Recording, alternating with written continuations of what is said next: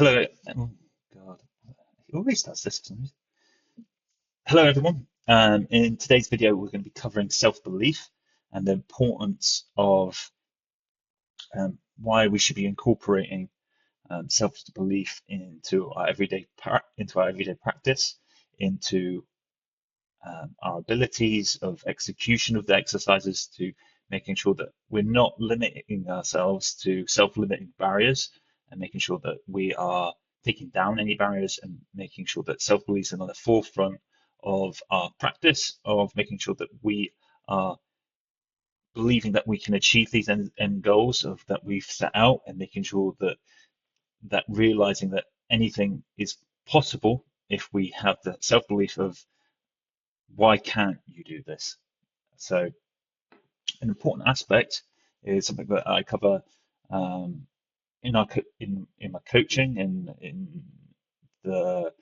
ability of the client is setting down expectations and making sure that if you have a dream result that you want to achieve, is breaking it down into steps and how to achieve this roadmap of achieving the success. So what a lot of people do is they set themselves these self-limiting barriers, and the goals end up being squashed um, into a goal that is not actually that motivating for that person, or they squash their goals down so they have this kind of limiting self-belief that doesn't really require too much effort. And then that byproduct of that is they don't feel motivated to train, they don't feel motivated to do the nutrition, they don't feel motivated to um, setting them setting these healthy habits in place. They limit their self-worth by setting their goals too small, and that ends up being a a diminishing effect on yourself, and it's obviously it reduces your self-ability and your self-worth, and it reduces your frequency, and then it's not motivating for the individual. So what I mean by this is that when you're setting these goals, when you're starting off, have a have a reason why you want to do it. Have a goal that is what you actually want to achieve, not something that's realistic, but something that you actually want to achieve. Put that down on pen to paper. Doesn't matter if it's something that is 6 months away, a year away, even potentially longer. Having something that is in the forefront of your mind and putting that down of what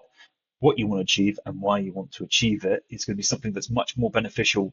long term, and it's going to be such a bigger motivator, and keeping you disciplined and keeping you motivated towards that goal. Now, I think as we get older, um,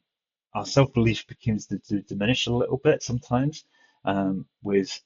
putting too many realistic expectations on things of why you can't achieve stuff. Now,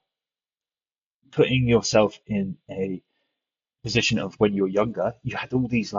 these massive kind of fanatical goals, um, and you people just went at it as hard as they can because they had the belief that they could do it because they just saw someone else do it and they think, why can't I do it? Now, as we get older, we don't we protect we kind of I feel like people begin to reserve their abilities a little bit because they don't want to put in the work. Now, if you actually put down the goal of what you want to achieve and how you want to do it, and then setting it out in stages, I feel that it's much more attainable and it's much more disciplined of yourself to achieve that goal if you set it out in stages instead of having these realistic expectations that take away your self-confidence a little bit. So this is a little bit of a seminar on self-belief and what we want to achieve and how that you should have high expectations of yourself and making sure that you are operating at the best level that you can, because self-belief is going to have a much more substantial effect on your long-term ability to achieve goals rather than setting realistic expectations is something that should be on the opposite, for most people, and setting these audacious goals is going to be much more beneficial for keeping yourself motivated,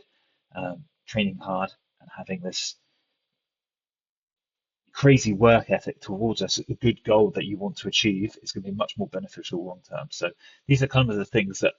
I've been covering this week for myself. My self coaching, for my own training, is having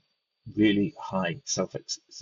belief towards my training, and I think this is something that it'd be fantastic for a lot of people to read up on. And I think that implementing this is going to be really, really beneficial for a lot of people. So I hope you take this on board, um, and I hope you start setting yourself for real high motivated goals, real high expectations of yourself, and have the self belief that you can achieve this, because if someone else can do it, there's no reason why you can't either.